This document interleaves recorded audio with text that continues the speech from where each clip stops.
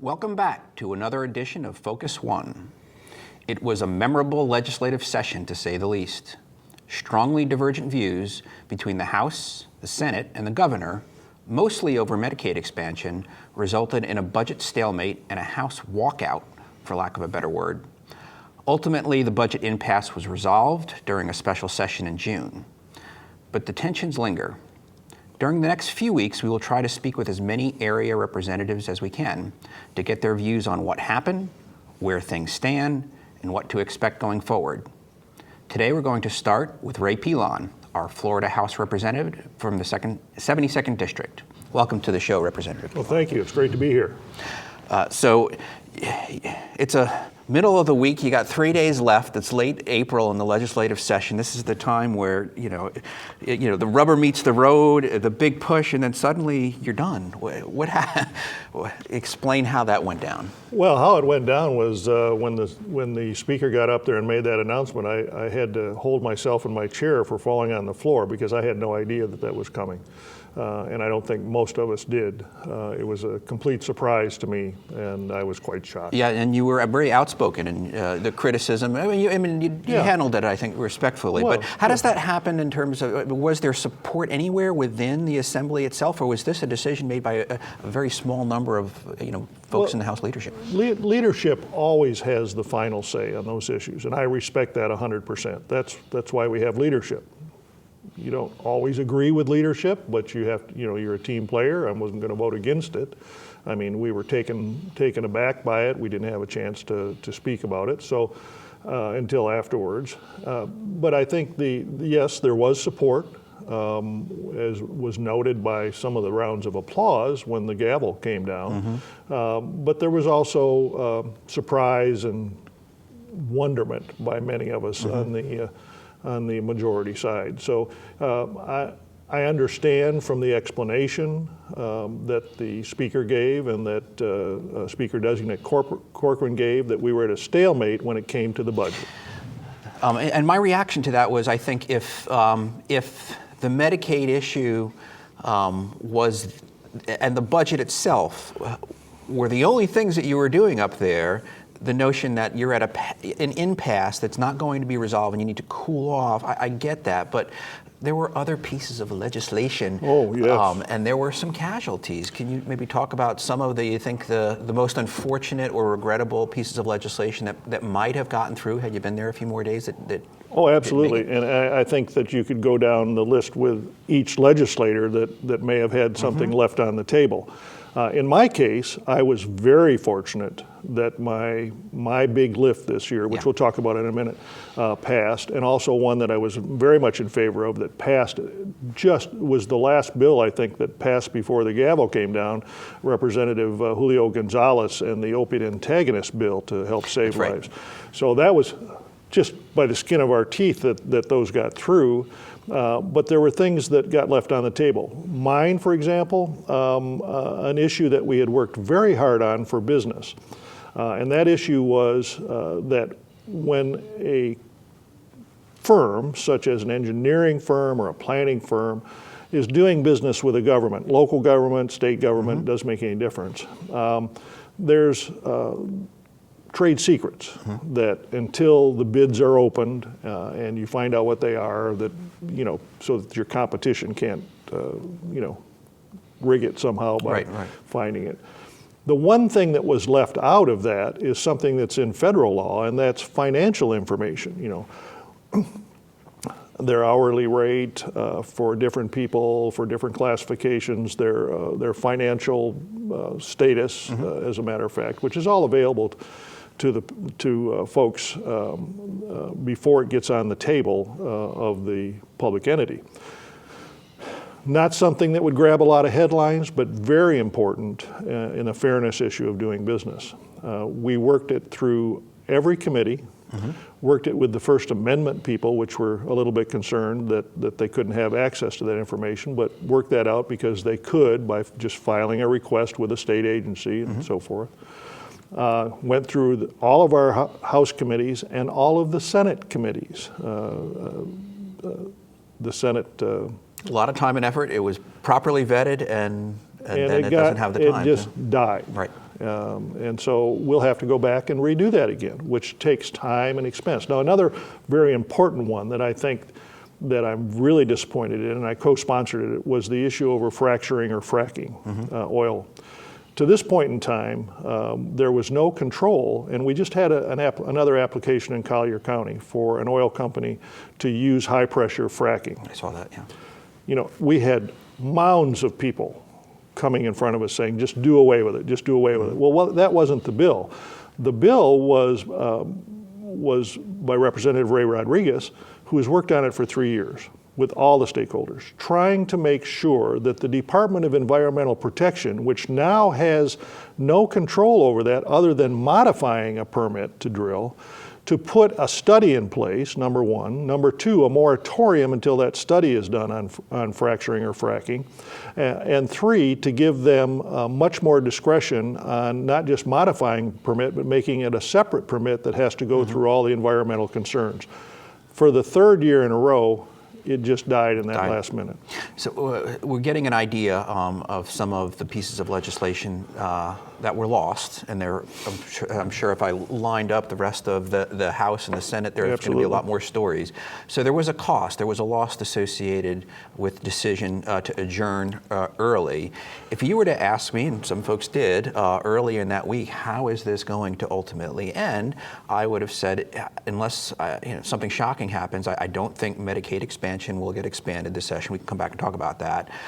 So I think ultimately, the hand of the House and the governor, they'll win. They'll figure out a way to, borrow from Peter and Paul to kind of close some of that gap with the lip funding. But that's, I think, how it's going to end. That's how it did end. I'm wondering what was gained. We know some of the things that were lost by that early adjournment, and just your sense. I don't want to, belabor the point, but do you think it was an impulsive decision and possibly a mistake, or was there again a tactical message that was being sent, maybe by Corcoran for just future leadership? Where is the logic? What was gained by that early adjournment? Well, what was gained by it was that the House's position on not expanding Medicaid, even though it was the Senate plan, not the original plan sent down to us from Washington, was not going to move. So they gained. They won that victory. We're going to win it anyway, I think. But that would be my opinion. So the 3 days, I think, was indeed a message by leadership and an effort then to try. It's going to come back and look at us again. The effect of that, however, was that we did have to backfill the low-income pool dollars for hospitals. That's right. The result of that is that, yes, those funds for lower-income folks or indigent folks that go to our hospitals, and in our case, in this area, Manatee Memorial, which now is a separate entity from the county, but in Sarasota County, in my area, the Sarasota Memorial Hospital is still a public hospital. That's right. And they receive a large number of those. So the result of that backfilling of that took money away from other issues. And particularly in my feeling, it took money away from tax cuts. $200 million that the governor wanted more than the House and the Senate agreed on. And there were other things that filtered down in a domino effect that did not get funded, in healthcare especially. So let's stick with this for a moment and come back, because you're one of the few House members that bucked the leadership and voted in favor of the Senate plan. I think we've heard arguments for and against, and in terms of the concerns raised by the House leadership with respect to a salient budget commitment, although it leverages a huge amount of federal dollars. And I just think the notion of expanding a government program just symbolically is problematic for the harder core conservatives. That all being said, is there any other option to reduce the large number of Floridians. Yeah. I mean, my thought is I understand some of the concerns, but if you're not going to go with something, again, the Senate plan, which is not pure Medicaid expansion, it's a revolutionizing or whatever terms you want to use. But if you don't go down that road, I think you simply have to accept that we're going to continue to have a large number of uninsured Floridians that are not poor enough to get on existing Medicaid, but they don't make enough money to take advantage of the healthcare exchanges. You're absolutely correct, and let me make it very clear that I thought the Senate plan had some hope in getting through this struggle.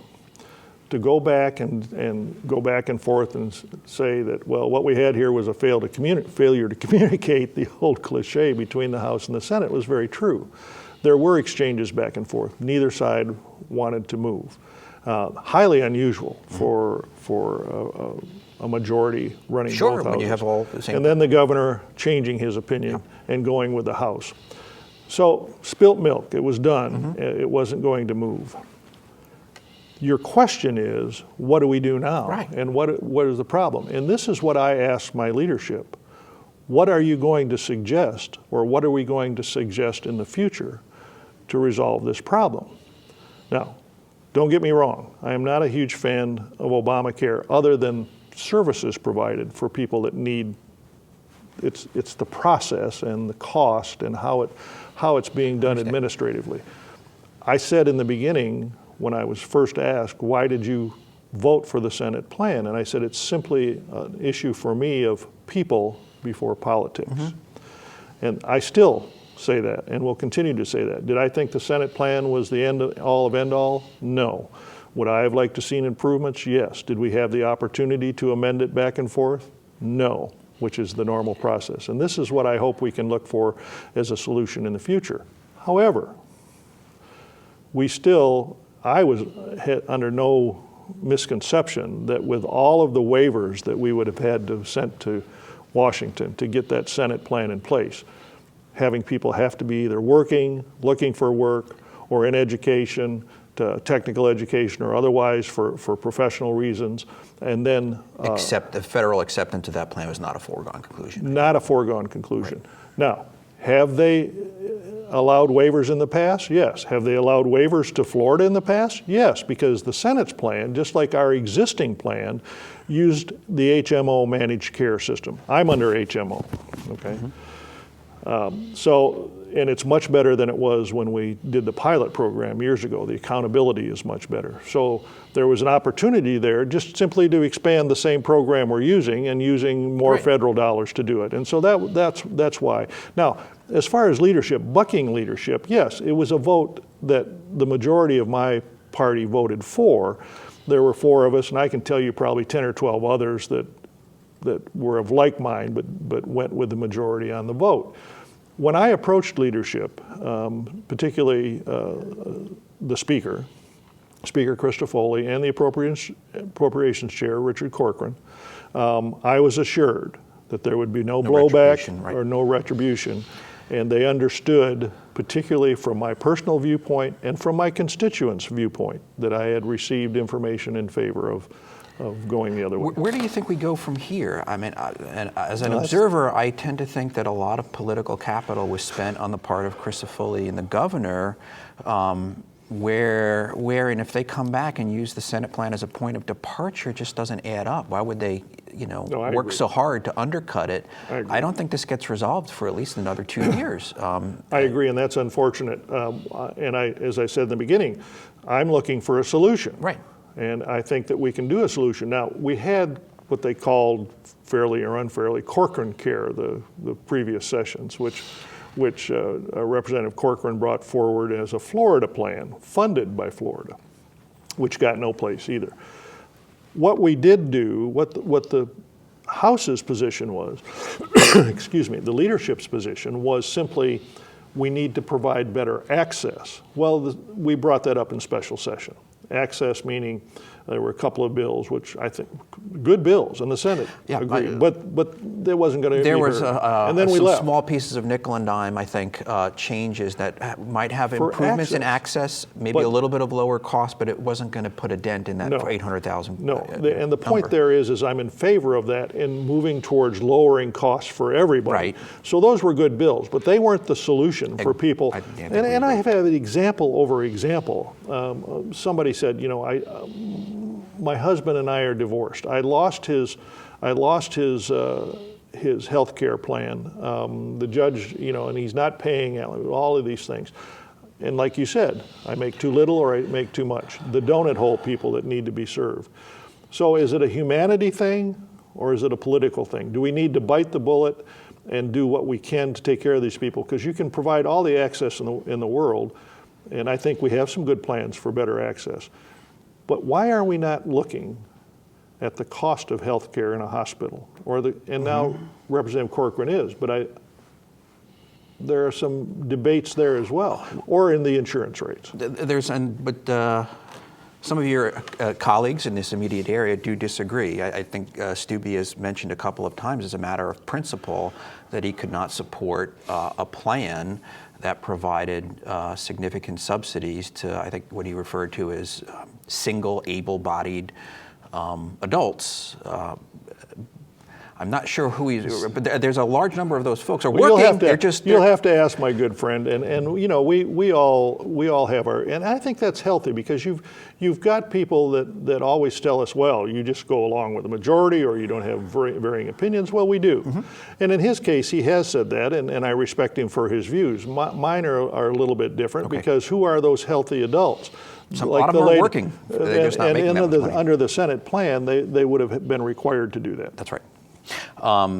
So a budget deal did get done, and not surprisingly, there seemed to be some harmony, not a lot of at least visible conflict during the special session. It looks like it works out amicably, and then after you guys leave, the governor pulls out the veto pen, and he was pretty aggressive in some of his vetoes. There were some principles that were espoused by the governor's office. It's hard for me not to look at the decisions that he made and not see some political retribution in there. In particular, it looked like, Andy Gardner in his area got carpet bombed with that veto pen. That stood out to me. Also, there seemed to be a couple of shots taken at Adam Putnam and the agricultural, a few programs there. Am I again misreading it? Yeah. No, it's very obvious, and I can't disagree with you on that. But that's what it appears. And as you, why is he picking a fight with Putnam? I get the Gardner one, but there are a lot of different reasons. But here's the issue: whether you think or can prove that's exactly what happened, perception is reality. In this case, in the case of my good friend Commissioner Putnam, I'm very involved in agriculture and water and the environment in my committees in the House, and the programs that he had were excellent. And then the minor little thing of the firefighters not getting their raise, excuse me, and then going to California to fight those fires disappointed me a lot. So yes, the discrepancy with the firefighters versus FDLE, which is more under is. And then there was a $300,000 veto that I couldn't help but notice. A $300,000 program that the governor's rationale was that it was beyond the scope of what the DAC should be doing, as if, again, Putnam doesn't understand what his own agency should be doing. Again, it was a dig there. The only control the governor has over an independently elected cabinet member is in the budget. Yeah. So he displayed that, and he did that, and I'll leave him to explain that. Many of the things that we had going on here locally, some of them that he vetoed I liked. What about the health clinics? Do you think the health health clinics is a travesty in my personal opinion. I just think it's another issue of humanity. And even if we look at the arts, yes, many of our organizations in the area got the grants through the State Department. But the governor is very adamant and has shown this in the last few sessions of not wanting to fund anything that has capital improvements in it. I mean, it's become very, where it's Circus Sarasota's Sailor Circus Arena, not, in my opinion, not, and I've promoted that particular instance, as I did our fairgrounds in Sarasota in their reconstruction, because we showed, and I can show you the documentation, that there was a large return on investment for those public dollars being put in there, let alone the fact that many of those public dollars are coming from this area. So the governor vetoed it, saying it doesn't have an overall statewide application. Well, I think that any economic improvement puts sales tax and corporate tax into the state coffers, and we all benefit from it. Yeah, and again, well, I will critique. I had a hard time finding consistency in terms of the application of the rationale. Let's come back to the water and the environment, which is something that is pretty important to the constituents in this area, and you've certainly been outspoken about that. What do you make of the legislature's funding decisions in the wake of the Amendment 1, which has, again, gotten a lot of people ticked off? It's certainly, looking at the way that amendment was written, I have done a lot in terms of explaining amendments. I said, the way that this is written, it really gives the legislature huge latitude in terms of what it wants to do. It absolutely so did. It's not really violating the text of the amendment. However, everybody thought that Florida Forever, it wouldn't go down in terms of and it did. And so people were upset. And I think it's more the disappointment with the allocations, whether it be the lack of amount put towards buying land or the Everglades, rather than the constitutionality of what we did. You're absolutely correct. The language of that amendment mimics very closely what the old Florida Forever language says in its uses. So what the argument is, I think the real argument, and I just came back from the Florida Chamber of Florida Environmental Network summer school, of which Eric Draper from Audubon, and we had a lot of environmental folks, a lot of engineering folks, a lot of people that are very invested in this concept. And obviously Audubon and those that promoted it are very concerned that they presented a plan and we allocated differently. He admitted, however, that, and as did others on both sides of it, that a legislature, when you're given that latitude, as you said, and early on when we were discussing the amendment at Tiger Bay, gives the legislature the latitude of putting that money where they want. So they did. That's what people are messed up about. But there is a lawsuit. That's right.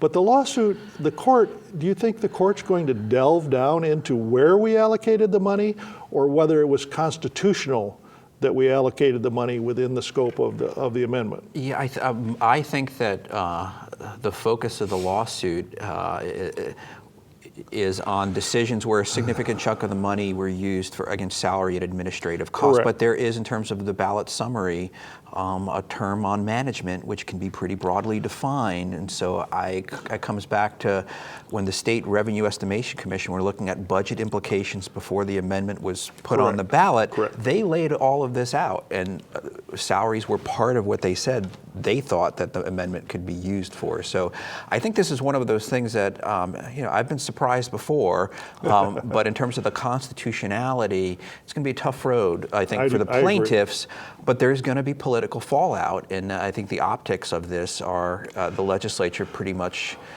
looks at, if it wants to, citizens' initiatives with impunity. It doesn't matter what the citizens want, it matters what they want. Perception is reality. Now, a couple of points that I'd like to make. There are areas within the Amendment 1 funding that I would have much rather seen dollars go here than there. So I think there are many legislators that had their own priorities as well, but we're involved in a process, number one, a budget process. The committee that I'm the vice chair of, the Agricultural Natural Resources Appropriations Committee, is the one that technically made those allocations in conjunction, in conference with the Senate counterparts. A lot of that is done within the General Appropriations Office, for which we report to Representative Corcoran and then Senator Lee on the other side. So those decisions were made as we moved towards the system and towards the end. You're never going to make everybody happy with those allocations, like I said. That's right. But one more point I'd like to make about this. None of this was new money. That's right. We normally spend around 22%. Now, yes, more had gone to Florida Forever and things like this. But what we had to do was combine other environmental trust funds. I think there were, 5 or 6 that we had to combine into the new one, which included management and administration in their trust fund. So the question then becomes, and we discussed this at the conference, should that money be allocated out of general revenue or out of other federal trust funds and things like that? I think that's a debatable issue that we should have in the next session as to how that is, because I would think that you'd get some cost effectiveness by combining those administratively. Now, was brought up to me at the conference by, again, Eric Draper, the executive of the Audubon Society in Florida. He said, I went to a boat ramp and I saw over the 4th of July in Tallahassee, and I saw a Florida Fish and Wildlife officer putting his boat in the water. So my question is, he said, is that officer's salary going to be dedicated out of the trust fund? Is he going out looking for ecological things or environmental things, or is he writing tickets for DUI boating? Well, the answer is he's an enforcement officer. That's what he was doing. But then when you drill down into where all of those dollars come from, just in that one instance, for a Florida Fish and Wildlife person, it's spread over many, many sources, not just the Amendment $1. Right. So. I'm sure we'll be debating, not us, but there'll be the debate will go on in terms of those dollars. Sticking with the theme, I think, of the tension between citizens' intent and what the legislature chooses to do after the amendment, let me just jump into the recent Supreme Court decision on redistricting. I don't want to spend too much time speculating on how, this immediate decision deals with the congressional districts. Correct. There may be another one forthcoming that'll have similar implications for the Senate districts. I'm less interested in making conjectures or speculating about the implications. I want to go back more to the fallout with respect to the courts repeatedly finding that the process, neither in the spirit or the application, was consistent with the constitutional amendment, and the recourse being simply to kick it back to the legislature. So where I'm going with this is, I would not be surprised if within the next couple of election cycles there's a new constitutional amendment on the ballot, and that's the kind of wrest authority away from the legislature and give it to a redistricting commission in terms of drawing the line. You have any thoughts on whether that would be a good idea, bad idea, or Well, I'm certainly open to something that will get us away from this debacle that we've gone through. First of all, it's interesting that the same Supreme Court that ruled that all of our districts, including those congressional districts, initially were fine, except for the Senate positions, which we changed when we came back, and then turned around and then did this decision. I happen to think that I would agree with the minority opinion of the court rather than majority. I think they went too far in this instance in trying to impose judicial rule on law. And so I think their decision was wrong. And there's another thing that I think people don't understand. Read that amendment. There are like 10 or 12 requirements. So if we get over this one about can't go across rivers and or whatever it is and try to be concentric and square and all of those things that we did with the congressional districts as well as our own districts, because there's Amendment 5 and Amendment 6, one for the federal and one for us. They mimic each other very closely. So what's the next one? We didn't, my district doesn't have enough community cohesiveness, and that'll be challenged. So we foresaw this when it got passed. There was no prioritization. There was no prioritization. There was a generic dichotomy. There is an overall prioritization, and that's the population, to even out the population. And then when you start throwing all these other things in there, we knew that it would get challenged. And I can tell you that after this one gets challenged, no matter how it turns out, the next set is going to get challenged. Well, this district, well, we're bumping up against a very important election cycle in 2016. So the Supreme Court said in 100 days you have to redo this. The House has a choice, and they have not said yet to any of us, and are still researching it, whether we will challenge that or whether we will comply with it. We're waiting to hear. So that'll be a be a good idea to maybe just hold off a little bit if you're going to do if you have to go back up there and do the congressional lines, maybe you just do the Senate ones, because that's probably coming down. That's probably coming down the line. And we do have a series of committee meetings starting in September. We have one in September, two in October, November, and then one in December before session. So we have the opportunity to do it. And so I'm sure that we will see things coming out shortly. It's certainly going to be interesting, at least on the congressional districts. Yeah. That Jolly district's going to change, and huge. And it's going to shift things around. It looks like the 16th district will be affected in some way. And you know, the issue is that, you know, the League of Women Voters has brought this forward every time, and Corinne Brown's district, for example, and all of these things that seem to try to look at, well, we can't favor one party or the other. I find that extremely difficult when you're trying to do population and then do the concentric, the risk, the communities, you know, and unless it's a federally required minority district, which we have some, it's a struggle to try to keep. I think up ultimately we might end up with a redistricting commission. It might not be a bad. Senator Bennett, when he was in office, actually floated that idea a few years ago, because there's some Midwest states that do that. And so, you know, politically for parties of either side, no matter, and I have to think that if the Democrats were oh, you think correctly. I mean, it's an incumbent. I think it wouldn't make any difference right. which party is in there. Right. So maybe we need to look at a new way. Let's just talk about you for a little bit, winding down to the tail end. There was you've been in the House for 3 terms. Yes.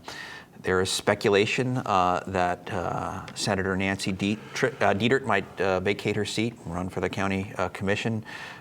You were certainly one of the names that was floated as a potential replacement with a lot of other representatives, but you ultimately, and I think your fundraising situation was pretty good, but decided that you're not going to throw your hat in the ring for the Senate seat. You're going to stay in District 72. What was some of the criteria that you used to make the decision? And I think people say, are you in, or are you out, or are you in, or are you out? Some have jumped in very quickly. Others have held off, and I very much looked at that as an opportunity that does not come along very often, to continue service in the Senate.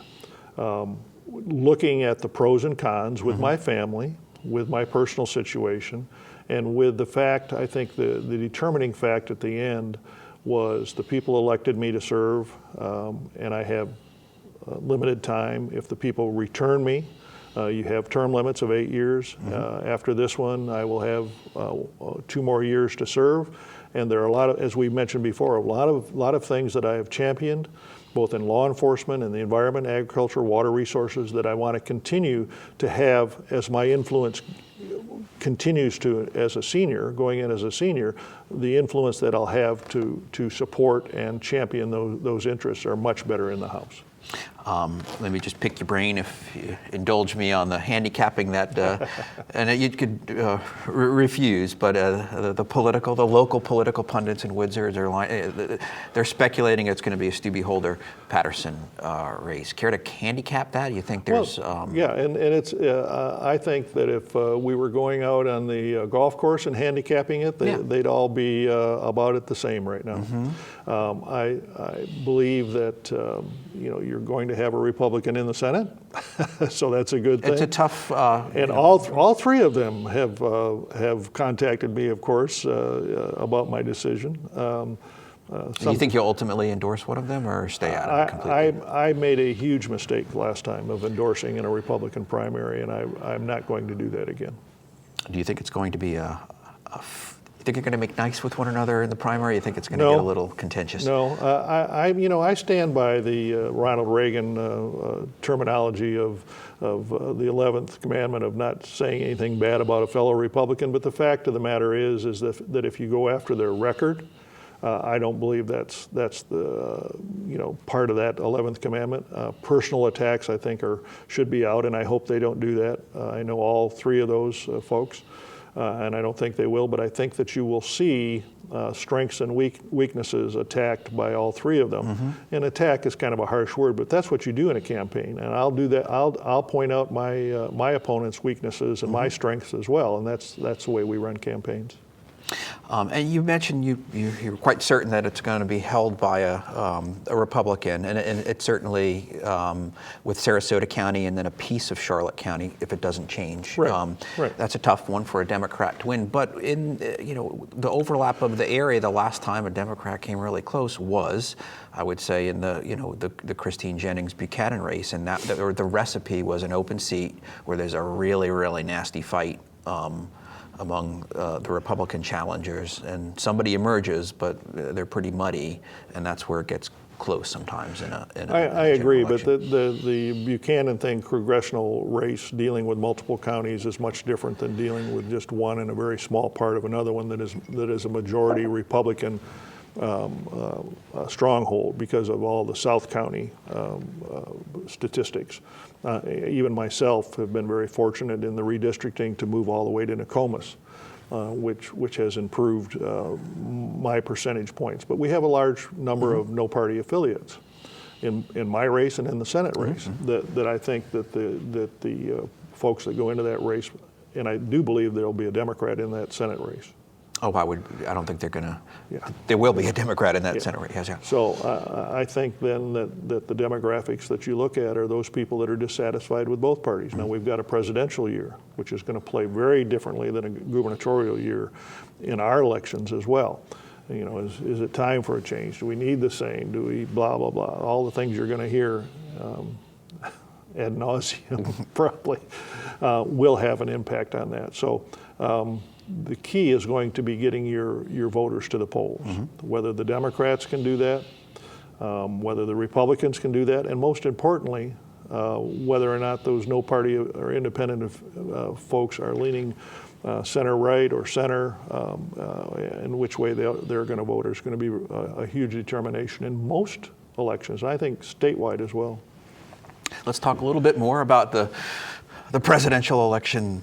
Would you like to come out on the show and announce that you too are running for the nomination? I might do it as well. I was thinking about it. I looked on the website already about you can go in and see who's running for what. I don't know. What do we've 17. You're getting up close to 20 in the Republican side, right. and then but if you look at you'll end up between the independents and the window party or whatever it may be, you'll end up 40 or 50 people there, none of which will most of those will not go anyplace. So you have a huge opportunity now with not having an incumbent in D.C. as to which way this country wants to go.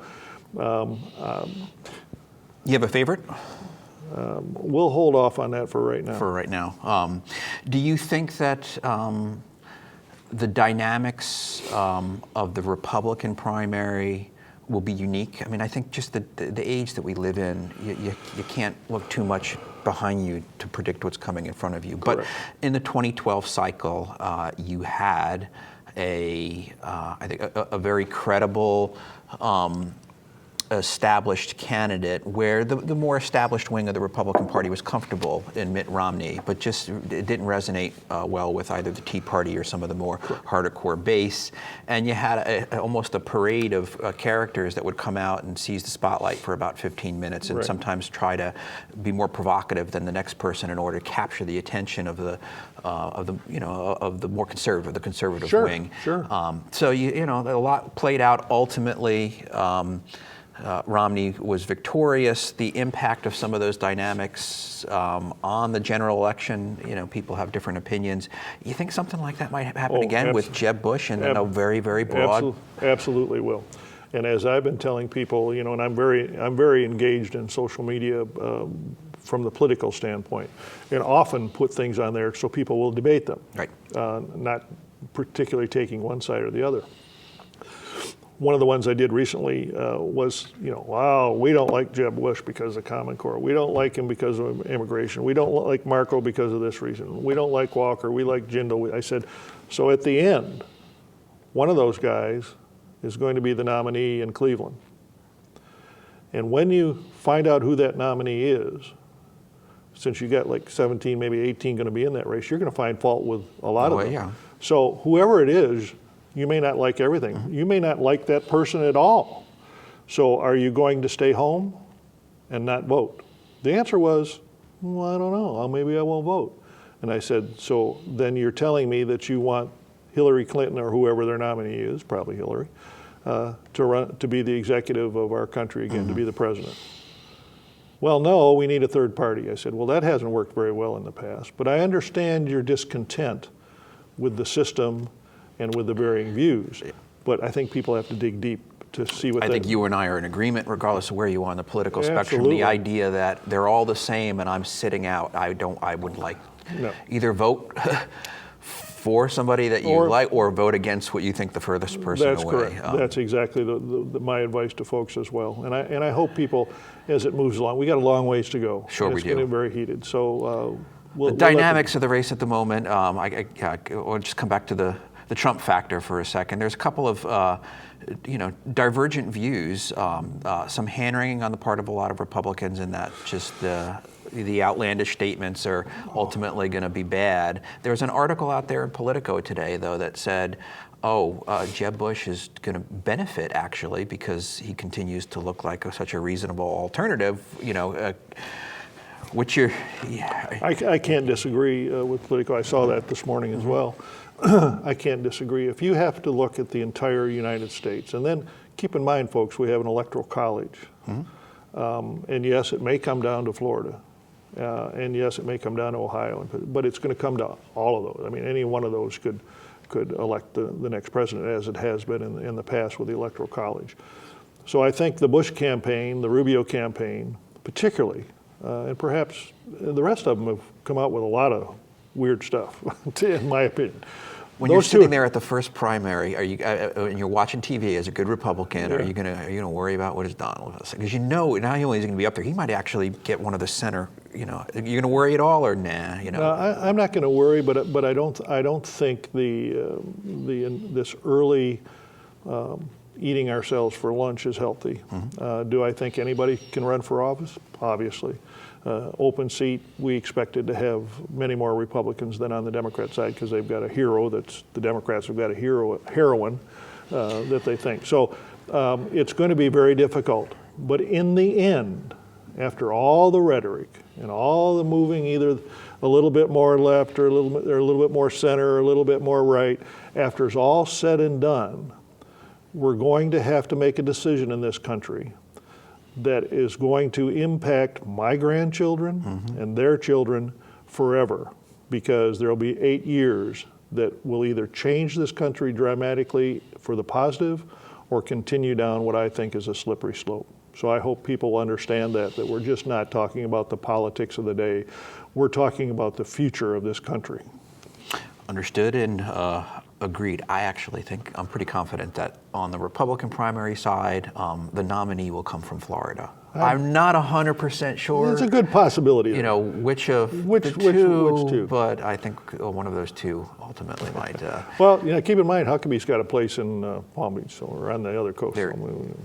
Representative Pilon, we're just about out of time. Any final thoughts you'd like to share with the viewers? Well, first of all, I appreciate you having me on today, and I think you're going to see some diverse opinions. I would hope that people don't look at any candidate or any political issue with a one-issue mind.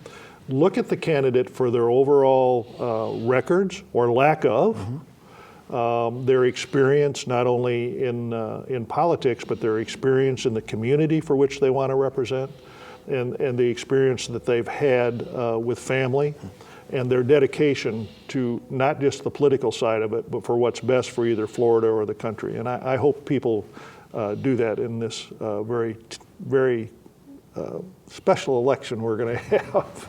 Representative Pilon, Thank you you so very much much. for coming on the Appreciate show. it very much. Thank you for tuning in and watching, and we'll see you again soon in another edition of Focus One.